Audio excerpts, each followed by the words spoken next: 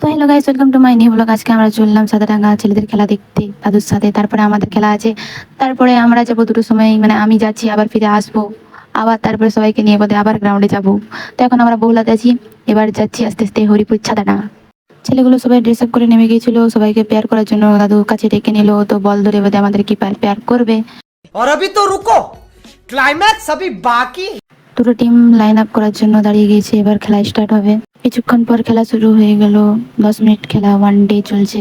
দুটো টিমের স্কোর না হয়ে বোধহয় লাস্টে প্লেনটি হলো, প্লেনটিতে আমাদের টিম হেরে গিয়েছে।